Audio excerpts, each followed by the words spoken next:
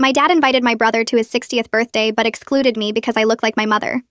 His face was priceless when I told him that I am removing him from my life. I found out through my cousin's Instagram story, seeing the invitation on her counter. Harold's 60th family celebration, with the date, time, and his house address.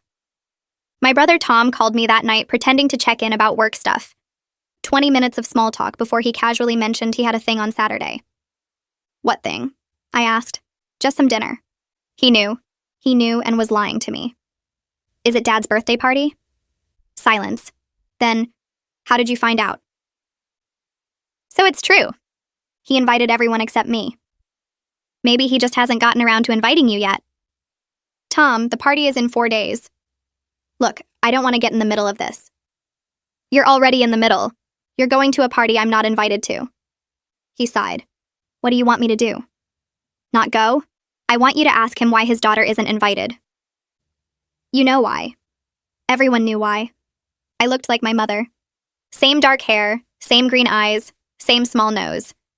The mirror showed me her face every morning. The face of the woman who destroyed our family. I drove to my dad's house that Thursday. He was in the garage fixing something that probably didn't need fixing. Always finding things to do when he wanted to avoid something. Hey, Dad. He looked up, his face tightening the way it always did when he saw me. Like I was a bill he didn't want to pay. What are you doing here? Can't I visit my father? I'm busy. He turned back to his workbench. Are you having a party Saturday? His shoulders stiffened. Who told you? Does it matter? Why wasn't I invited? He finally turned around, looked right at me with those cold eyes. You know why? No, I don't. Every time I look at you, I see her. Same eyes, same nose, same lying face. My mother cheated on him 15 years ago. I was 12. Tom was 14. She left with the other man, moved to Arizona, started a new family. We hadn't seen her since. I'm not her, I said. I'm your daughter. I stayed. I chose you. Doesn't matter. You look just like her, sound like her, even stand like her. That's not my fault. I don't care whose fault it is. I can't have you there. Not for my birthday. Not with everyone watching, thinking about what she did. But Tom looks like her too. We're siblings. We have the same mother. Tom looks like me. Acts like me. You're all her. Every gesture, every laugh, everything. He went back to his tools. Please leave. Dad, I've been here. Every Father's Day. Every Christmas. Even when you barely acknowledged me. I said leave. I sat in my car for an hour before driving home, thinking about all the times he'd looked through me like I was transparent. All the school events where he'd cheer for Tom and barely clap for me. The driving lessons he gave Tom but not me, saying I could figure it out myself. Saturday came. I stayed home, ordered pizza, watched TV, tried not to think about what was happening at his house. Tom texted me pictures from the party. Everyone was there.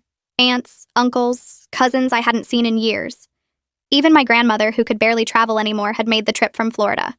In every photo, there was an empty space where I should have been. Standing next to Tom, hugging my grandmother, laughing with my cousins. But I was home, alone, because my face was wrong. Tom called me Sunday morning. It was weird without you. Was it? But you still went. You still chose his side. There aren't sides. He's our father. He's your father. Apparently, I'm just a reminder of his ex-wife. That's not fair. Fair? He excluded me from a family party because of my genetics. Tell me what's fair about that. Silence.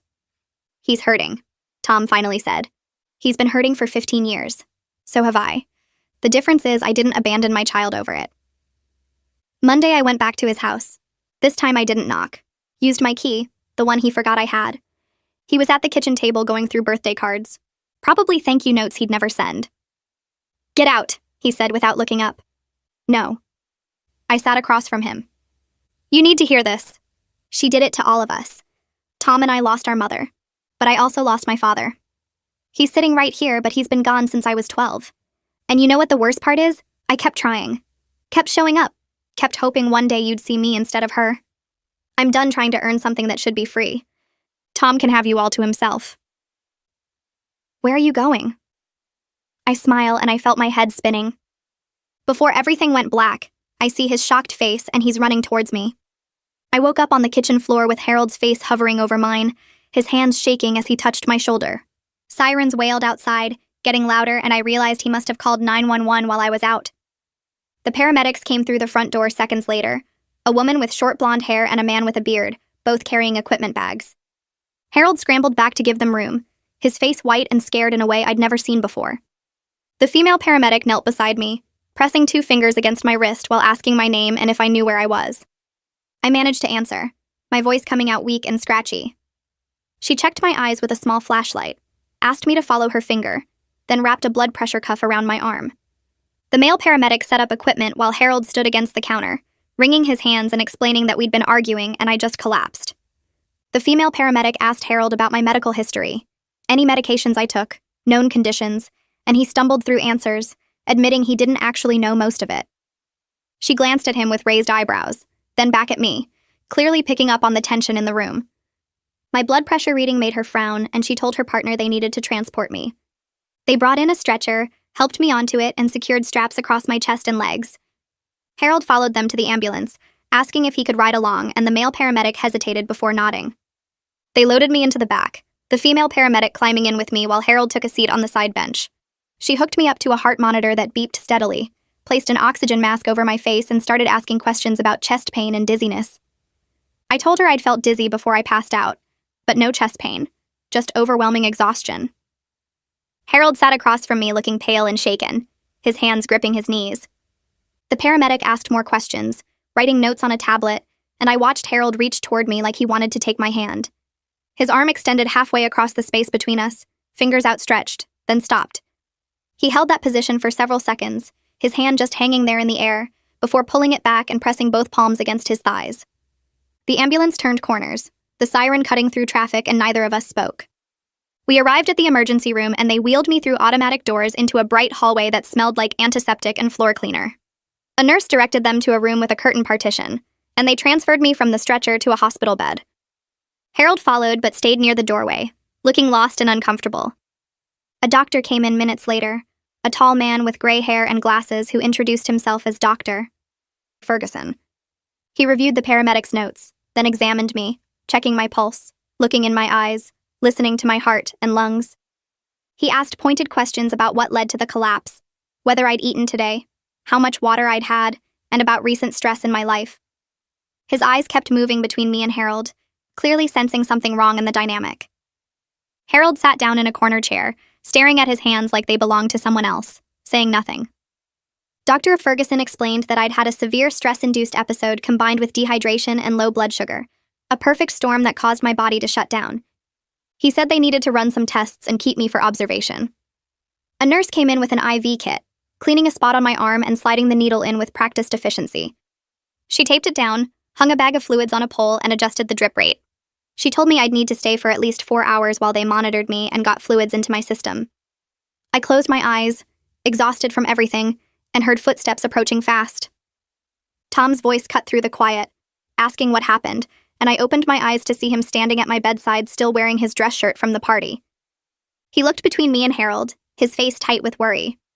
Harold finally spoke up, his voice rough, saying I'd collapsed at his house. Tom's expression shifted, his eyes narrowing as he looked at our father, clearly knowing there was more to the story than that simple statement. Tom pulled Harold toward the door, gesturing for him to step into the hallway, and I could hear their voices rising even through the closed door. Tom demanded to know what was said before I collapsed, his tone sharp and angry. Harold's defensive response carried clearly, insisting I'd just shown up and started accusing him of things. Tom's voice got louder, telling Harold that excluding me from the party was cruel, and everyone there felt uncomfortable about my absence. Their argument continued, words blurring together, until footsteps approached, and Luna appeared in the doorway holding my phone charger and a bag from my apartment. She looked through the door window at Harold, then back at Tom, asking if he was the reason I was here. Tom nodded and Luna's jaw tightened, but she came straight to my bedside instead of engaging with the hallway drama. She asked what I needed and whether I wanted Harold to leave, her voice gentle but her eyes hard. I told her I didn't have the energy to deal with Harold right now, my voice cracking on the words. Luna walked to the door and opened it, asking Harold politely but firmly to go home and let me rest. Harold looked like he wanted to argue, his mouth opening then closing, but Tom backed Luna up, saying Dad had done enough damage for one day. Harold's shoulders slumped and he walked away down the hospital corridor, looking smaller somehow, his back hunched like he'd aged 10 years. Dr. DeFerguson returned with a tablet displaying test results, his expression serious as he explained that I was severely stressed, malnourished from not eating properly, and my blood pressure was dangerously elevated for someone my age. He asked directly if I was in a safe living situation, and whether the family conflict that brought me here was ongoing. The question broke something in me and I started crying, tears running down my face as I explained about the birthday party and being excluded because I looked like my mother. Dr. Ferguson's expression shifted from clinical to genuinely sympathetic as he listened, his professional mask slipping to show actual concern. He recommended I follow up with both my regular physician and a therapist, explaining that chronic stress was literally making me sick. He said the collapse was my body's way of forcing me to stop and address what I'd been enduring. Tom sat beside my bed looking guilty, his hand hovering near mine before finally taking it. He admitted he should have confronted Dad years ago instead of taking the path of least resistance, his voice thick with regret. Luna stood on my other side, one hand on my shoulder, steady and solid. The door opened again, and Gail walked in still wearing her party dress, her face tight with anger I'd never seen directed at her own son before. She marched straight to my bedside and took my free hand, her grip firm and warm. She apologized for not speaking up sooner about Harold's treatment of me, her voice shaking with emotion. Tom looked surprised by her intensity, his eyebrows rising. Gail told us both that she'd been watching this dysfunction for years, and her silence made her complicit, that she should have intervened long ago instead of hoping Harold would eventually come to his senses on his own. Gail squeezes my hand tighter and her mouth sets in a hard line like she's made a decision. She tells me she confronted Harold at the party after I wasn't there, walked right up to him in front of everyone and asked why his daughter was excluded from a family celebration. Harold apparently gave her the same excuse about me looking like my mother, and Gail says she told him that was the most pathetic thing she'd ever heard from her own son. Her voice shakes when she describes it, how several cousins and aunts stopped talking to listen, how Harold's face went red and he tried to walk away but she followed him. That's why Celine and others have been texting me worried messages, because they heard the whole thing and realized I'd been excluded. Gail says some of them looked ashamed, like they knew it was wrong but went along with it anyway. She tells me she's staying in town for a few more days whether Harold likes it or not, that she's not leaving until she's had a proper conversation with him about his behavior. Tom nods from his chair, looking relieved that someone finally said something to Dad's face instead of just feeling uncomfortable in silence. Dr. Ferguson comes back around 6 that evening with discharge papers and a serious expression. He goes through instructions about rest, eating properly, following up with my regular doctor within 3 days. He hands me referral information and tells me my body is sending clear signals that I can't ignore anymore. The nurse removes my IV and gives me a printed sheet about stress management that feels useless, but I take it anyway. Tom immediately says I'm staying at his apartment, not going home alone, and Luna agrees before I can argue. She's already texted herself my apartment key code so she can bring me clothes and stuff I need. Gail announces she's extending her hotel stay, making it clear with her tone that this isn't up for discussion.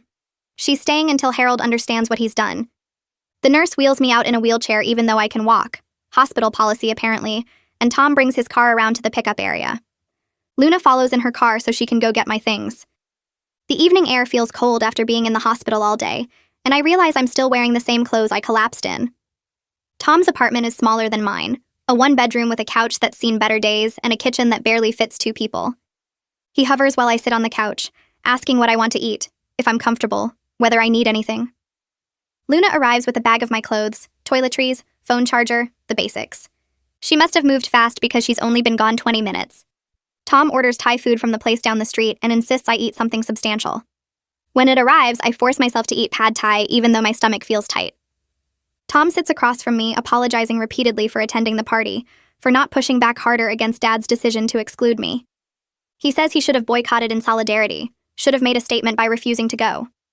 I tell him I'm not angry at him, but I am hurt that he chose to go instead of standing with me. The words come out flat and tired. Tom's face crumples, and he admits he was scared of losing his relationship with Dad too, scared of being the one Dad rejected if he took my side. He says he realizes now how cowardly that was, choosing the easier path while I dealt with the rejection alone. I don't argue with him because he's right and we both know it. Luna stays over that first night, taking Tom's couch while I get his bed and he uses a sleeping bag on the floor. He offers me the bedroom without hesitation, won't hear any argument about it. We stay up late, me in the bedroom doorway, Luna on the couch, Tom on the floor, talking about the years of rejection I endured. I find myself describing moments I haven't thought about in years, like the time I made honor roll in 8th grade, and Harold barely glanced at my report card before going back to watching TV with Tom. Or my high school graduation when he took one photo of me and 40 of Tom, even though we graduated the same year. Luna listens without interrupting, her face getting harder with each story. She finally says I've been living in survival mode, constantly trying to prove I deserve basic parental affection that should have been freely given. The words hit something in my chest, and I feel tears starting again.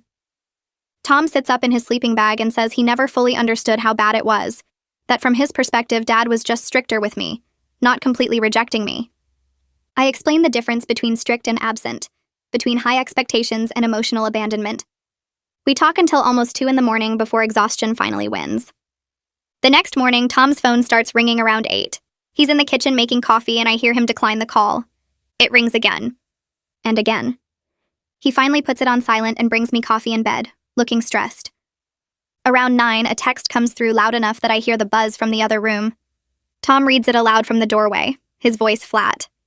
Harold wants to know if I'm okay, needs to know I'm all right. Tom types back that I'm alive and recovering, but Dad needs to give me space right now. Another text comes through within seconds asking when Harold can see me.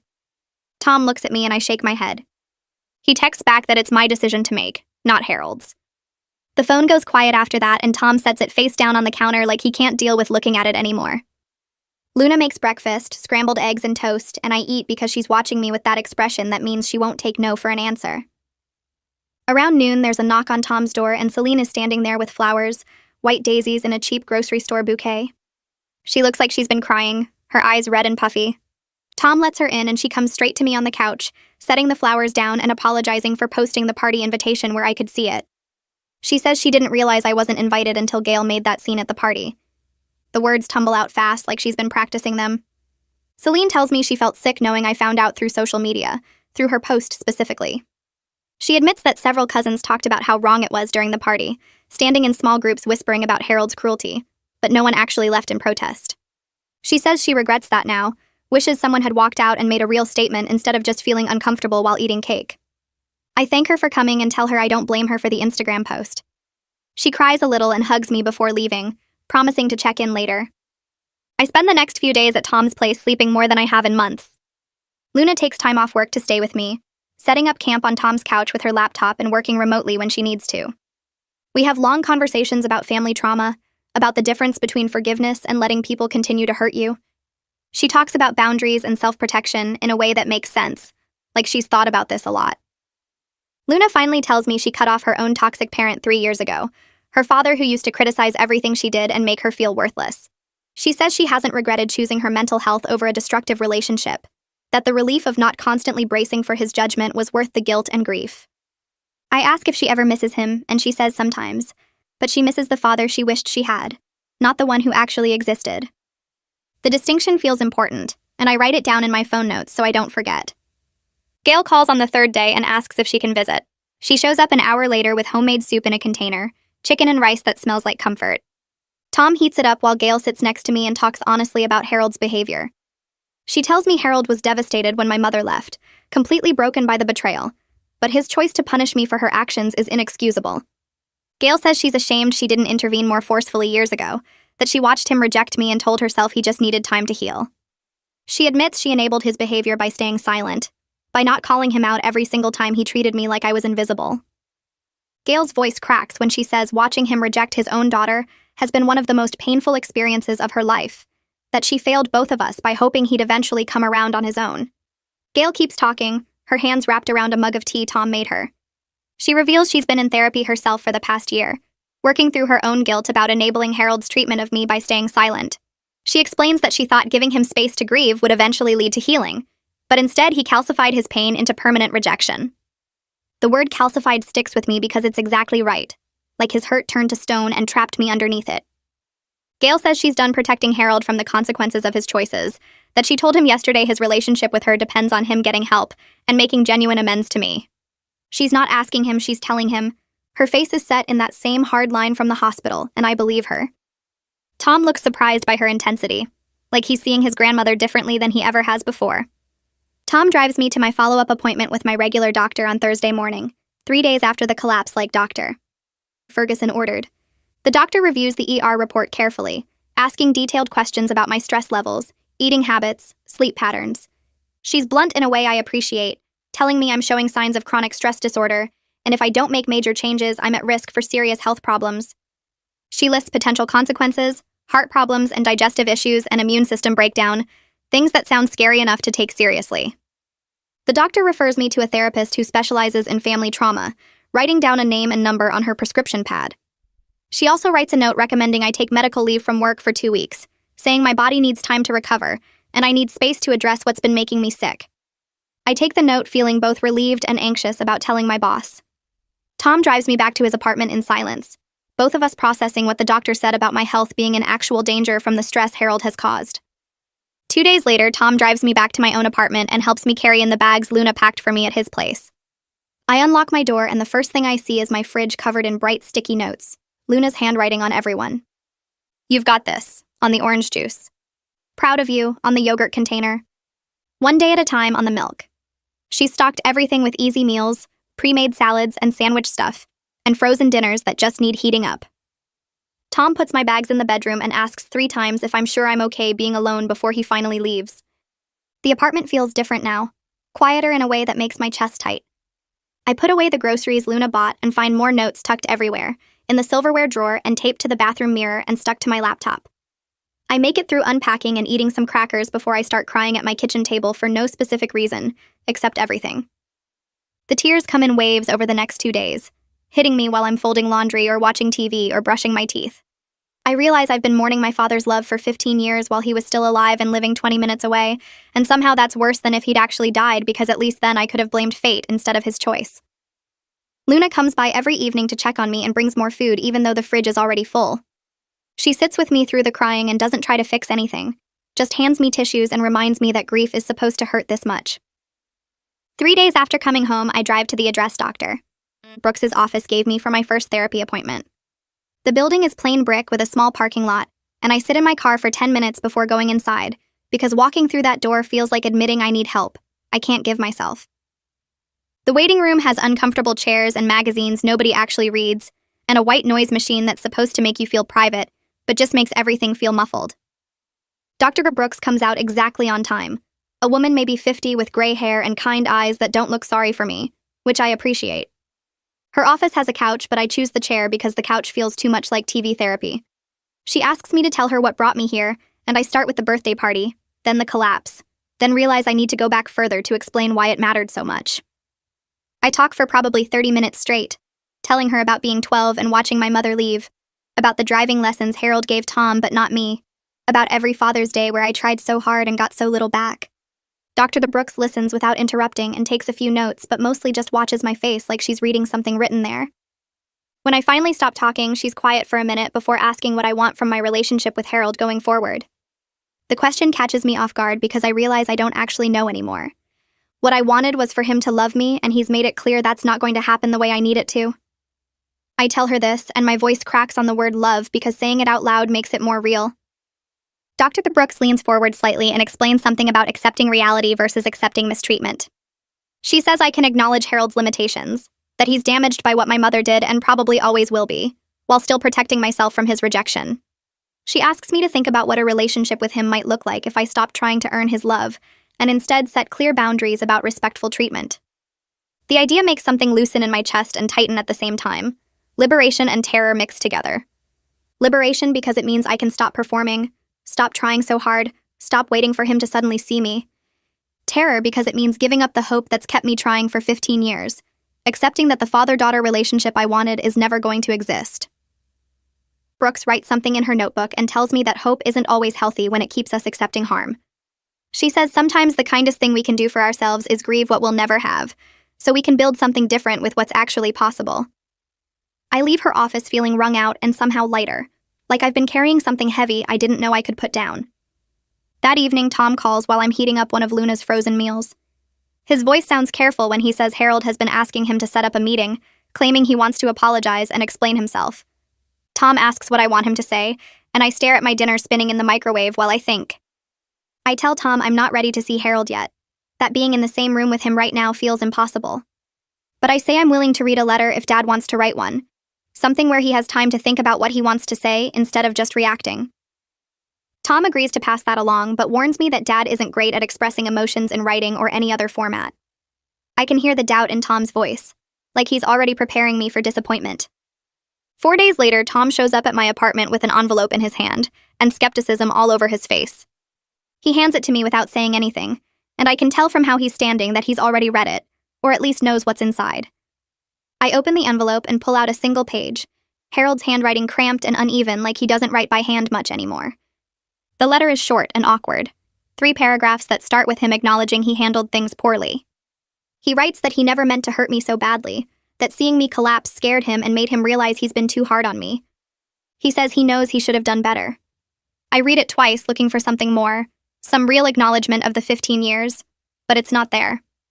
The letter focuses on his fear when I collapsed, his pain about the divorce, his struggle with seeing my mother's face every time he looks at me. Everything centers on his feelings, his experience, his hurt. There's no real apology for excluding me from the party, or for the lifetime of rejection that led to my body shutting down in his kitchen. I put the letter on my coffee table and Tom sits next to me waiting. The letter feels inadequate and defensive, like he's trying to explain away his behavior instead of taking responsibility for it. Tom says he told Harold the letter needed to be better, but Dad insisted on sending it anyway. I take the letter to Dr. Brooks at my next session, and she reads it carefully, her pen hovering over certain phrases.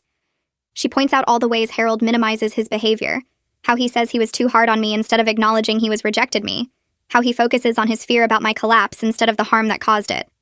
Brooks asks me what I needed to hear that wasn't in the letter, and I realize I needed him to say he was wrong, not just that he handled things poorly. I needed him to say I didn't deserve his rejection, that it wasn't my fault I look like my mother, that he robbed us both of a father-daughter relationship because of his own unresolved pain. Brooks suggests I write a response letter saying exactly what I need, whether I send it or not. She says sometimes writing what we wish we could say helps us understand what we're actually asking for. Writing my response letter takes 3 days and multiple drafts scattered across my kitchen table. The first version is too nice, still trying to protect Harold's feelings and make him feel better about being a terrible father. I throw it away and start over. The second version is all anger, pages of rage about every time he looked through me like I didn't exist, but it doesn't feel quite right either. The third draft starts getting closer to honest. I write about being 12 years old and losing both parents even though he was still alive, about watching him celebrate Tom, while barely acknowledging my existence, about the birthday party being the final proof that I would never be enough no matter what I did. I write that I deserved a father who could separate me from his ex-wife, and his failure to do that is his responsibility, not mine. I write that his pain doesn't excuse the damage he caused, that I was a child who needed him, and he chose his grief over his daughter. By the fourth draft, I'm crying, but the words feel true, less concerned with protecting him, and more focused on saying what actually happened. I print it out and read it 3 times before sealing it in an envelope. Tom comes over to pick up the letter, and I ask him to read it first. He sits on my couch, and I watch his face change as he goes through it, his eyes getting wet halfway down the first page. When he finishes, he puts the letter down carefully and admits he never fully understood how bad it was for me. He says he knew Dad was harder on me, but he didn't realize it felt like complete rejection, because from his perspective, Dad was still there at family dinners and holidays. I explain that physical presence without emotional connection is sometimes worse than absence, because it's a constant reminder of what you're not receiving. Tom wipes his eyes and says he's sorry for all the times he didn't speak up, for taking the easy path of being the favorite instead of questioning why there had to be a favorite at all. He folds the letter back into the envelope and promises to deliver it. I tell Tom to make clear to Harold that I don't want an immediate response, that I need him to actually sit with what I've written instead of just reacting defensively. Tom agrees and says he's going to have his own conversation with Dad about the favoritism and how it damaged both of us, even if Tom was the preferred child. He admits he's been reading about family dynamics since my collapse, and realizes he benefited from the same system that harmed me, which makes him complicit, even though he didn't create it. Tom leaves with my letter, and I feel both relieved to have said everything and terrified about what happens next. 3 days later, Tom calls to tell me Harold wants to respond to my letter. I'm at work when he calls, and I step outside to take it because I need air for this conversation. Tom says he told Harold I need more time before any direct communication, that a response letter is fine, but nothing more yet. Tom's voice gets quieter when he describes Harold's reaction to reading my letter. Apparently, Dad broke down crying, told Tom he never understood how deeply he'd hurt me, and he doesn't know how to fix it. Harold kept saying he thought I knew he still cared even if he couldn't show it, that he assumed I understood his coldness was about my mother and not about me. Tom reports all this without sugarcoating it, then adds that Dad's tears don't erase 15 years of damage, and crying is the bare minimum response to realizing you've emotionally abandoned your child. I thank Tom for being honest and for backing up my boundaries with Harold. After we hang up, I sit in my car in the work parking lot thinking about Harold crying over my letter, wondering if his tears mean anything or if they're just another way of making this about his pain instead of the harm he caused. I need to see Gail. She texts me the next day asking if I can meet for lunch at the diner near her hotel. I drive there with my hands shaking on the wheel, not sure what she's going to say, but needing to hear it. She's already at a booth when I arrive, looking smaller than usual in her travel clothes. She stands up and hugs me tight, longer than she usually does, and I feel something break loose in my chest. We sit down and order coffee, and she doesn't waste time getting to it. She tells me she's been calling Harold every day since the party, having conversations she should have had years ago. He keeps trying to talk about how much pain he's in from the divorce, how seeing me brings it all back. Gail says she cuts him off every single time and tells him to focus on my pain instead, the pain of being rejected by my own father for 15 years. Harold doesn't like it when she does this. He gets defensive and says she doesn't understand what it was like when my mother left. Gail tells me she's been saying the same thing back to him over and over. She understands exactly what it was like because she watched it happen, but that doesn't excuse what he did to me. She says Harold starts crying during these calls, asking why everyone is suddenly against him. Gail tells him nobody is against him. They're just finally being honest about what they've watched him do to his daughter. She admits to me that she's angry at herself for staying quiet all these years, for thinking that giving him space and time would somehow fix things on their own. She says she enabled his behavior by not calling it out, by showing up to family events and pretending everything was normal when it wasn't. I ask her why she's doing this now, and she looks at me with wet eyes. She says watching me collapse in his kitchen scared her into realizing that silence makes you part of the problem. She tells me she's committed to holding Harold accountable even if it damages their relationship, because she'd rather lose her son than watch him destroy his daughter any longer. The next week, I have my regular therapy session with Dr. Brooks. I tell her about Harold's first letter and how inadequate it felt, how it focused on his feelings instead of the harm he caused. Dr. Brooks asks me what real accountability would look like coming from Harold, what I would need to see beyond apologies and tears. I realize I don't actually know because I've never thought about it in concrete terms. I've just been hoping he would magically become the father I needed without really defining what that meant. Dr. Brooks pulls out a notepad and we start making a list together. I need to see change behavior over time, not just emotional reactions when he gets confronted. I need him to stop making comments about how I look like my mother, to never compare me to Tom in ways that make me feel less than. I need him to acknowledge birthdays and holidays and important events without me having to beg for basic recognition. Dr. Brooks writes all this down and then adds more things I hadn't thought of. She says I need to see him take responsibility for specific incidents from my childhood, to name them out loud and admit they were wrong. I need him to do his own therapy work on his unresolved grief instead of making me carry the weight of his pain. I need him to demonstrate consistent effort for months, not just weeks, before I should consider letting him back into my life in any real way. She looks at me seriously and says, Harold may not be capable of meeting these requirements. Some people aren't willing or able to do the deep work required to change patterns that have lasted 15 years. She tells me I need to prepare for the possibility that Harold will try for a while and then give up when it gets too hard, or that he'll meet some requirements but not others. Dr. Brooks says the most important thing is that I'm clear about my boundaries, and I stick to them even if it means accepting that a relationship with my father might not be possible. Luna comes over that weekend to help me turn these therapy insights into an actual document. We sit at my kitchen table with her laptop and start drafting a list of boundaries and requirements for any future relationship with Harold. Luna is good at this, at taking my messy thoughts and turning them into clear statements that don't leave room for misinterpretation. We write that Harold must attend therapy with a counselor who specializes in grief and family problems, and he needs to stick with it for at least 6 months before I'll consider any regular contact. We list specific incidents from my childhood that he needs to acknowledge and apologize for, like missing my high school writing award ceremony and barely speaking to me at my college graduation. We write that he needs to make genuine effort to see me as my own person separate from my mother, which means no more comments about my appearance or mannerisms that connect me to her. Luna suggests adding a requirement about how he treats me in front of other family members, because private apologies don't mean much if he's still cold to me at family gatherings. We include that he needs to acknowledge special occasions like birthdays and holidays, without me having to remind him or beg for inclusion. The list ends up being 2 full pages of specific, clear requirements. Luna reads through it one more time and says something that surprises me. She points out that I'm not asking for perfection or demanding that he become a completely different person overnight. I'm just asking for basic respect and genuine effort to repair what he broke. She says if Harold can't meet these requirements, then he doesn't deserve to be in my life, and that's his loss, not mine. I give the list to Tom and ask him to deliver it to Harold. Tom reads through it carefully, nodding at different points, and then folds it up and puts it in his jacket pocket. He drives to Harold's house that evening, and I wait at home feeling sick with nerves.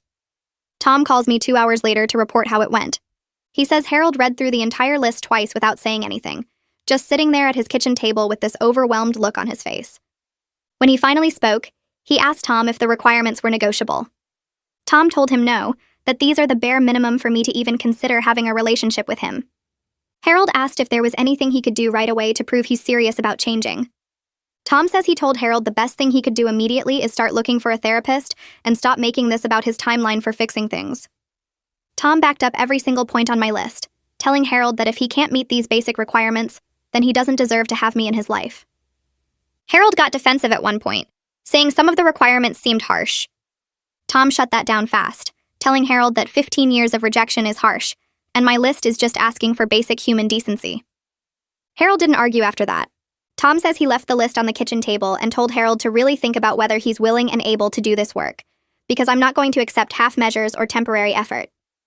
Tom tells me he's proud of me for being so clear about what I need, and he promises to keep backing me up with Harold no matter how uncomfortable it gets. 2 weeks after my collapse, I go back to work. My manager knows a basic version of what happened, that I had a medical emergency related to family stress. She tells me to take things at my own pace and to let her know if I need any accommodations.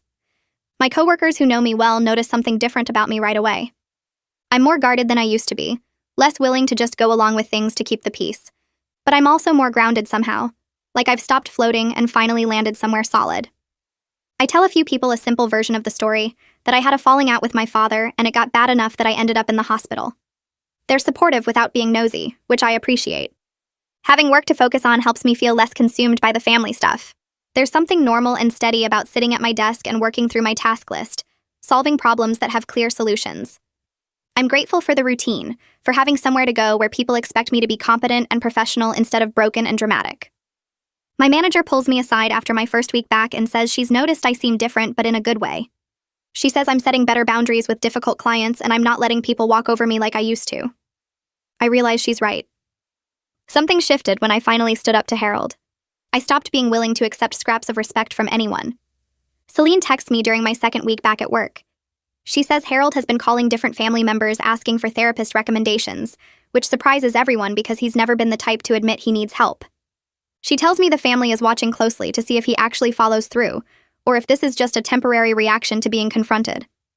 Celine adds that several relatives have been calling Harold directly to tell him his treatment of me was wrong. Our aunt apparently had a long conversation with him where she told him she's ashamed of how he's acted toward me all these years. Our uncle said something similar, telling Harold that excluding me from the birthday party was cruel, and everyone there felt uncomfortable about it. Celine says there's a family consensus forming that Harold needs to make serious changes if he wants to repair these relationships. It's not just about me anymore. People are realizing they've been complicit by staying silent, and they're speaking up now even though it's uncomfortable. Celine tells me she's sorry for not saying something sooner, for posting that party invitation without thinking about how it would hurt me to see it. I tell her I'm not mad at her. The invitation wasn't the problem. Harold's decision to exclude me was the problem, and the invitation just made it visible to everyone else. 3 weeks after I gave Harold my list of requirements, Tom tells me Harold has started therapy. He found a counselor who works with grief and family problems, and he's been going to weekly appointments. Tom says Harold talks about the sessions sometimes, admitting they're harder than he expected. The therapist is making him look at things he's been avoiding for 15 years, helping him understand how much of his anger at my mother got transferred onto me. Harold told Tom he's starting to realize he never actually dealt with the divorce. He just buried all his feelings and let them turn into this permanent wall between us. Tom is carefully hopeful about this, but he's also realistic. He reminds me that 3 weeks of therapy doesn't undo 15 years of damage. We need to see if Harold can keep this up long term, if he's really willing to do the deep work, or if he'll quit when it gets too uncomfortable. Tom says he's checking in with Harold regularly, asking how therapy is going and whether he's doing the homework his counselor assigns. So far, Harold is showing up consistently, which is more than Tom expected. But we both know consistency for a few weeks is different from consistency for months or years. I tell Tom I appreciate him keeping track of this stuff so I don't have to be in direct contact with Harold yet. Tom says he's glad to do it, that it's the least he can do after all the years he stayed quiet about the favoritism. My sessions with Dr. Brooks shift focus around this same time. She tells me we need to work on my own healing separate from whether Harold changes or not. I can't make my mental health dependent on his willingness to do therapy or meet my requirements. We start doing exercises where I practice being kind to myself, where I challenge the belief that I'm somehow responsible for earning basic parental love. Dr. Brooks has me write letters to my younger self, the 12-year-old who lost her mother and then lost her father even though he was still alive. She has me imagine what I would say to that kid if I could go back in time. I write things like, "You didn't do anything wrong and his rejection isn't about you and you deserve better than this." Reading these letters out loud in therapy makes me cry every time, but it also helps something shift inside me. I'm starting to understand on a deeper level that Harold's rejection was never about my worth as a person. It was always about his inability to deal with his own pain in healthy ways. He chose to make me the target of his unprocessed grief instead of doing the work to heal from my mother's betrayal. That was his choice and his failure, not mine. Dr. Brooks says this understanding is crucial because it means I can stop trying to fix myself into someone Harold can love. I was always lovable. He was just too damaged to see it. Thanksgiving gets closer and I tell Tom I'm not ready to go to any family gathering that includes Harold. The thought of sitting at a table with him pretending everything is fine makes me feel sick. Tom understands, but he admits he's torn about what to do for the holiday. He wants to support me, but he also doesn't want to completely cut off contact with Harold, especially now that Harold is actually trying to change. We decide Tom will do a brief visit with Harold on Thanksgiving, maybe stop by his house for an hour, but then he'll spend the main meal with me and Luna and some friends. Tom makes it clear to Harold that this is the arrangement, that he's splitting his time and Harold needs to accept that. Gail calls me and announces she's spending Thanksgiving with me and my chosen family instead of with Harold. She says she's sending him a clear message about where her priorities are this year. Harold apparently got upset when she told him, saying it feels like everyone is abandoning him. Gail told him that's what it feels like to face consequences for your actions, and maybe now he can understand a fraction of what he put me through. I'm grateful to have Gail and Tom and Luna all choosing to spend the holiday with me. It makes me feel less alone, less like I'm the problem that everyone has to work around. Thanksgiving ends up being one of the best holidays I've had in years. Luna hosts at her apartment, and we invite a few other friends who don't have family nearby. Tom and Gail come over after Tom's brief visit with Harold. We cook together, making too much food and laughing about our terrible cooking skills. Someone suggests we go around the table and share what we're grateful for, which usually feels cheesy, but this year it hits different. When it's my turn, I find myself saying I'm grateful for the collapse. Everyone looks surprised, but I explain that passing out in Harold's kitchen forced everything into the open. It made all the dysfunction visible in a way that couldn't be ignored anymore. I'm grateful for the people who showed up for me when I was in the hospital and after, who didn't make excuses for Harold or tell me to just forgive and move on. Luna tears up and squeezes my hand. Tom says he's grateful I'm still here, and that I finally told him how bad things really were. Gail's turn comes and she tells stories about Harold as a child, things I've never heard before. She talks about how sensitive he was, how deeply he felt things, how he used to cry at sad movies. She says somewhere along the way he learned to turn all his feelings into anger, and that's what destroyed his relationship with me. Hearing these stories helps me see Harold as a whole person, flawed and human, instead of just the father who rejected me. It doesn't excuse what he did, but it makes it easier to hold him accountable while letting go of some of my anger. By the end of the night, I feel full in a way that has nothing to do with the food. I feel connected to people who actually see me and choose me, and that's worth more than any relationship based on obligation or guilt. The card shows up in my mailbox the day after Thanksgiving, a plain white envelope with Harold's handwriting on the front. I stand at my mailbox holding it, not sure if I want to open it or throw it away. Luna's inside cleaning up from yesterday, and I could just toss this in the trash and never mention it. But I open it anyway, pulling out a simple card with a turkey on the front and Harold's messy handwriting inside. He writes that he's grateful I'm alive and he's working on himself in therapy, that he has a lot to learn about being a better father. The note is short, maybe 3 sentences total, but it doesn't make excuses or blame me for anything. Tom calls that evening and tells me Harold spent most of Thanksgiving at Gail's house but left early, barely eating anything.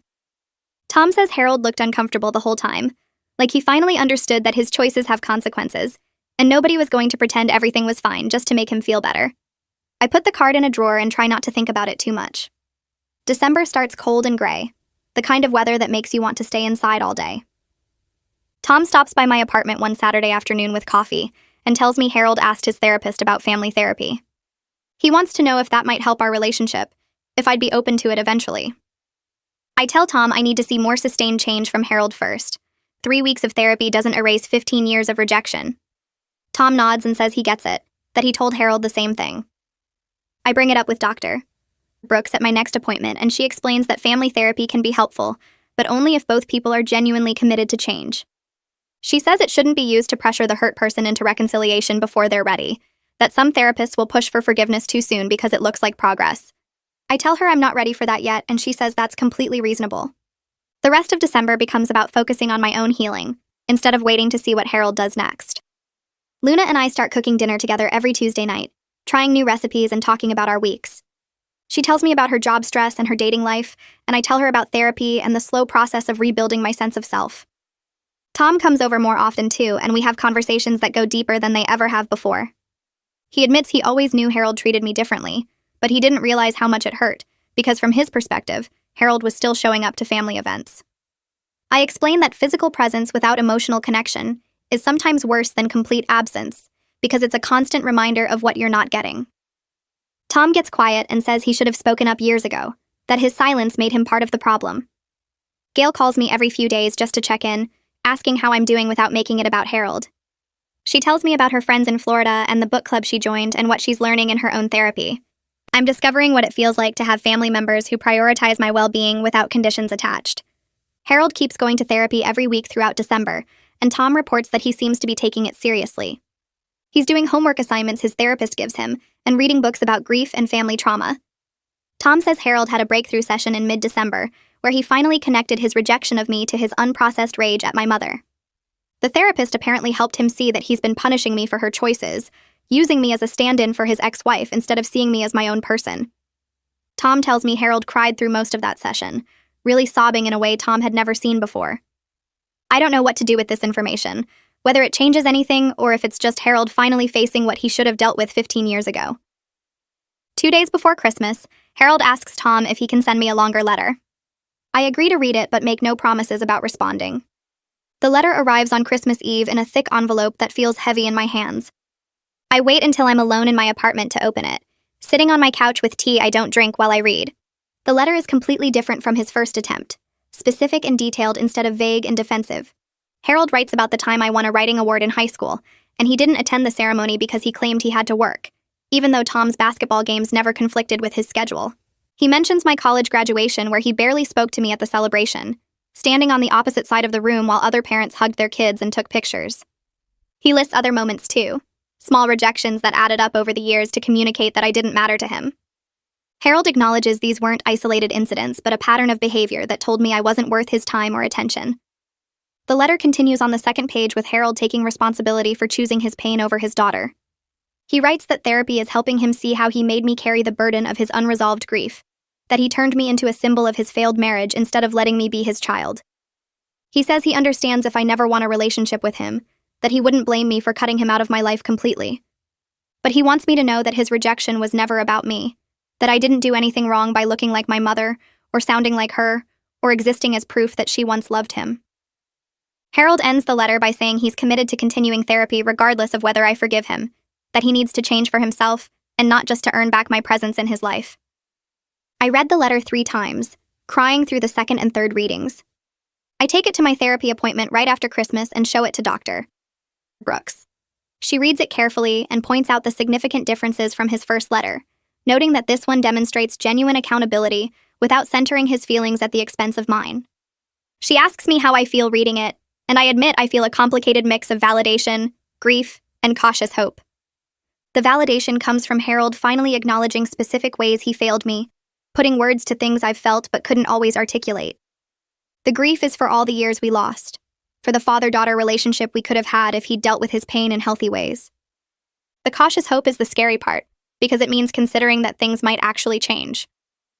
Brooks reminds me that a good letter doesn't obligate me to reconcile, that it's just one piece of evidence I can consider when deciding what kind of relationship I want with Harold going forward. Christmas Day feels peaceful in a way holidays haven't been for years.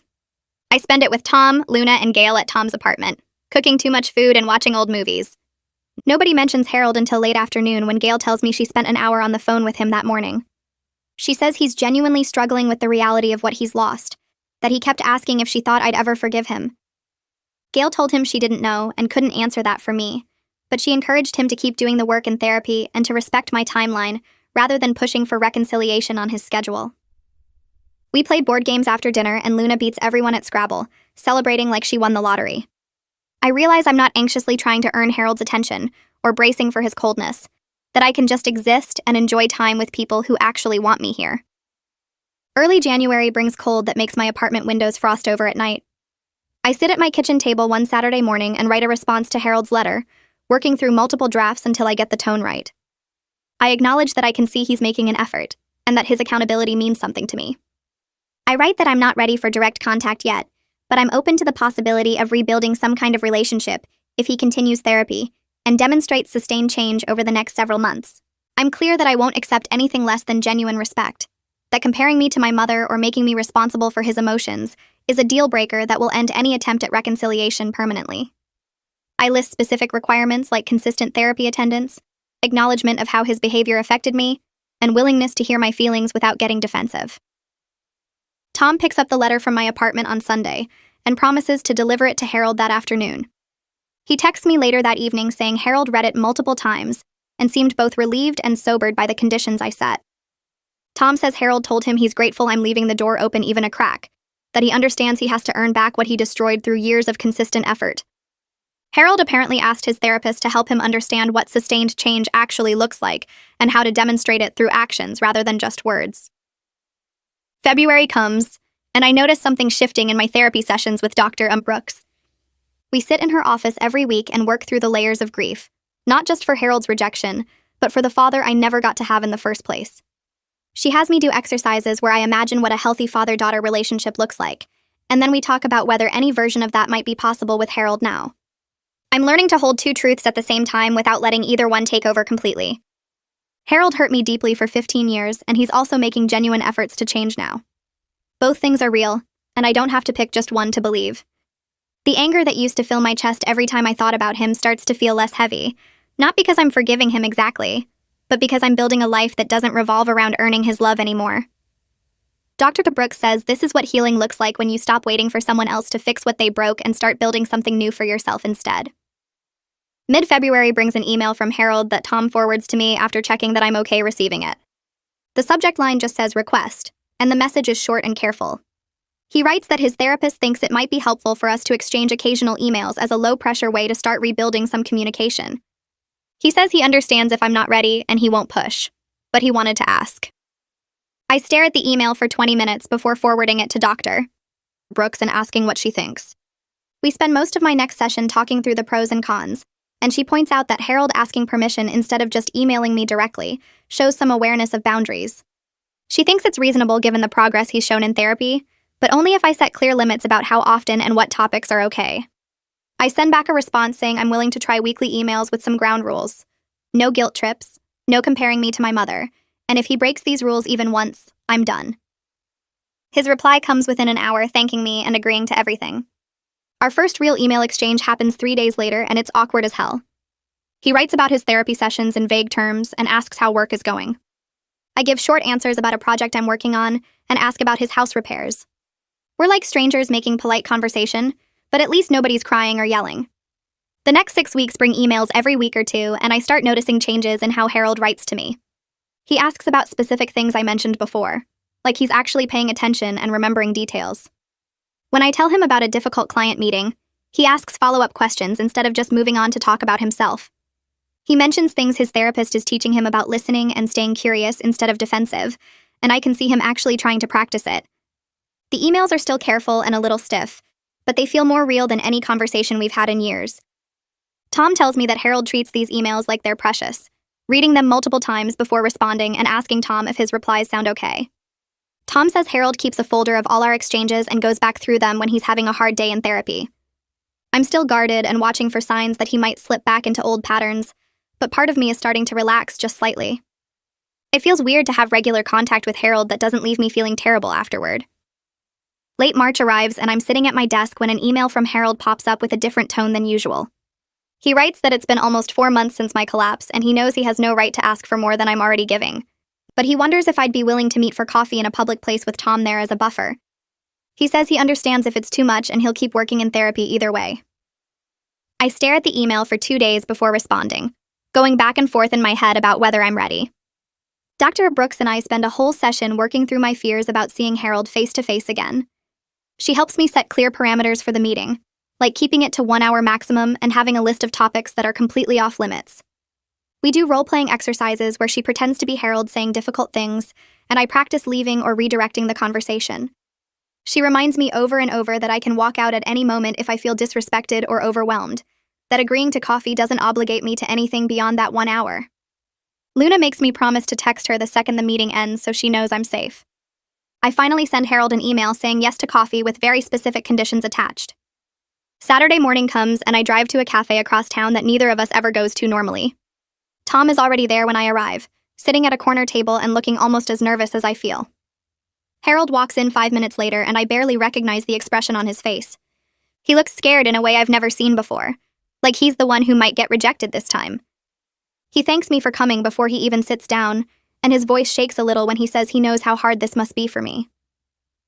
We order coffee and spend the first 10 minutes talking about nothing important, just weather and traffic and safe topics that don't touch anything real. Tom does most of the talking at first, filling the awkward silences and redirecting when things start to feel tense. Harold asks about my work and actually listens to my answer instead of waiting for his turn to talk. He's careful not to push into personal territory or make the conversation about his feelings and progress. 45 minutes pass and I realize I'm not counting the minutes until I can leave anymore. When we're done, Harold asks if I'd be open to doing this again sometime, and I hear myself say, maybe. Not yes, not no, just maybe. It feels like the most honest thing I've said to him in years. Tom calls me that evening and tells me Harold broke down crying after I left, telling Tom the meeting went better than he dared to hope, and he was terrified I'd shut down any possibility of future contact. Tom says Harold's therapist has been working with him on managing his expectations and understanding that rebuilding trust is a process that takes time and patience. Harold apparently keeps saying he knows he doesn't get to decide the pace of reconciliation, that my willingness to even try is a gift he needs to honor instead of taking for granted.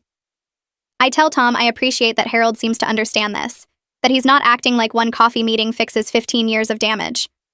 Tom admits he's surprised by how much Harold has changed in just a few months, that he never thought their father was capable of this kind of self-awareness. April brings more emails and another coffee meeting, this one without Tom because I suggested after the first meeting went okay. Harold and I sit across from each other at the same cafe and talk for over an hour this time. He shares more about what he's learning in therapy, how his own father was cold and distant, and he never learned healthy ways to process pain. He tells me about realizing in a session that he's been using me as a stand-in for my mother, punishing me for her choices because he couldn't reach her anymore. I listen, but I also share some of my own therapy work about rebuilding self-worth after years of feeling like I had to earn basic love. The conversation feels different from anything we've had before, more like two adults trying to understand each other instead of a desperate daughter begging for scraps. When we leave, Harold doesn't ask about next time, and I appreciate that he's learning to let me set the pace. Gail calls me a few days later and says she's proud of how I'm handling everything with Harold. She tells me I'm maintaining boundaries while staying open to possibility, not sacrificing my well-being just to make things easier for him. Gail says Harold has changed noticeably over the past few months in ways she didn't think were possible. He takes more responsibility for his emotions instead of blaming everyone else, and he's willing to sit with discomfort rather than lashing out to make it stop. She's careful to say he still has a long way to go, and setbacks are likely, but the direction of change feels genuine. Gail admits she didn't believe Harold was capable of this level of growth when this all started, and watching him actually do the work has been both surprising and encouraging.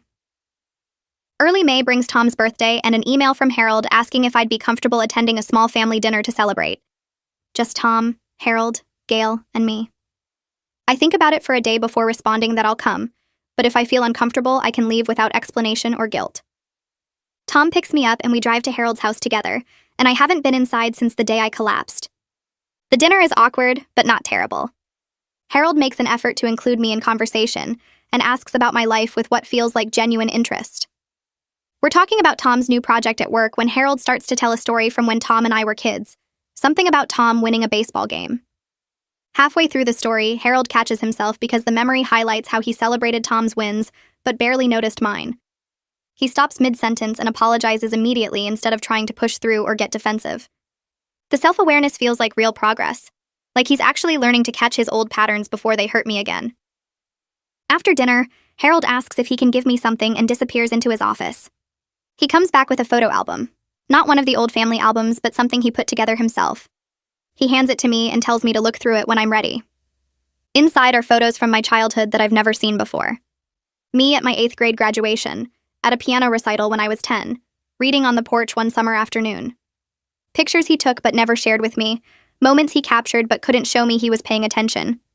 Some part of him was watching even when he couldn't be present in the ways I needed. Harold tells me he's been going through old photos in therapy, working on separating his memories of me from his memories of my mother. His therapist has him look at pictures of me at different ages and talk about what he sees, trying to see me as my own person instead of just a reminder of his ex-wife. The album feels like a peace offering and an acknowledgement of everything we lost. I take it home and cry looking through the photos, seeing evidence of a father who was there but couldn't show up, who loved me but couldn't say it, who kept pieces of my childhood even while pushing me away. I bring the photo album to my next session with Dr. Brooks and set it on the small table between us. She picks it up carefully, like it might break, and starts turning pages while I explain what Harold told me about going through old photos in therapy. Dr. Brooks pauses on a picture of me at my piano recital, 10 years old in a blue dress I'd forgotten about. She asks how it feels to see these moments Harold captured but never shared. I tell her it's complicated because part of me is grateful he kept them, but another part is angry that he was paying attention all along and still chose to reject me. Dr. Brooks nods and says both feelings can be true at the same time. She helps me understand that Harold's inability to share these moments in real time was part of the damage he caused, but his preservation of them suggests some part of him always knew he was making a mistake. We spend the rest of the session talking about how I can acknowledge his current efforts while still honoring the grief of what I missed during those 15 years. Dr. Brooks explains that healing doesn't mean pretending the past didn't happen or acting like everything is fine now. It means integrating the past into a more complex understanding of who Harold is and what kind of relationship might be possible going forward. She asks me what I want from Harold now, and I realize I don't want the father I needed as a child anymore because that's impossible. What I want is a father who can be present now, who can acknowledge what he did wrong, and who can respect my boundaries without making me responsible for his feelings. By late May, Harold and I have settled into a pattern of weekly emails and monthly coffee meetings. We're not close and probably never will be, but there's a foundation of respect being built that didn't exist before. Harold continues therapy consistently, and occasionally shares insights that show he's doing deep work on his issues rather than surface-level fixes. He tells me his therapist has him writing letters he never sends, working through his rage at my mother so he can separate those feelings from his relationship with me. I'm cautiously hopeful that we might be able to build something that looks like a healthy father-daughter relationship, even if it will never make up for what we lost. Tom calls me one evening and says he's never seen Dad this committed to personal growth. Tom admits he didn't think Harold was capable of real change, but watching him show up to therapy every week and actually do the homework assignments has been surprising. Gail tells me during one of our phone calls that she's impressed by Harold's sustained effort. She says she's been watching for signs that he's just performing change to get me back, but she thinks the work he's doing is genuine. Gail reminds me that genuine doesn't mean perfect, and Harold will probably have setbacks, but the direction of change feels real. The first week of June brings warm weather and an email from Harold asking if we can meet for coffee. I agree, and we sit at the same cafe we've been using for these meetings. Harold looks nervous, fidgeting with his coffee cup before he starts talking. He tells me he's been thinking a lot about what I need from him going forward. I take a breath and tell him directly that while I appreciate his efforts, and I'm willing to continue building a relationship, I need him to understand that some damage can't be fully repaired. I explain that there will always be grief for the father I needed during my childhood and during my teenage years, and his current changes don't erase those years of rejection. Harold listens without getting defensive, which feels like progress. He tells me he understands and acknowledges that he has to live with the consequences of his choices, even as he works to do better now. He says his therapist helped him see that he can't undo the past, but he can choose how he shows up in the present. The conversation feels like a turning point where we're both accepting reality rather than trying to force some fairy tale ending where everything magically becomes perfect. 3 months after that first coffee meeting, I can honestly say my relationship with Harold is better than it's been in 15 years. It's also completely different from what I once hoped for when I was younger, and still believed he might wake up one day and see me instead of my mother. We have regular contact based on mutual respect rather than my desperate attempts to earn his love. I've stopped waiting for him to become the father I needed as a child, because that father doesn't exist and never will. Harold continues therapy and makes genuine efforts to be present in my life now, asking about my work and remembering details I share with him. I'm still cautious and protective of my boundaries, watching for signs he might slip back into old patterns. But I'm also grateful for the progress we've made, even if it's imperfect and incomplete. Luna, Tom, Gail, and Dr. Brooks have all celebrated this cautious success with me while reminding me that healing is ongoing, and I deserve to be proud of how I've stood up for myself throughout this entire process. Life isn't perfect, and our family will never be what it could have been if Harold had done this work 15 years ago. But I'm learning that accepting imperfect progress is sometimes the most realistic form of hope, and maybe that's enough for now.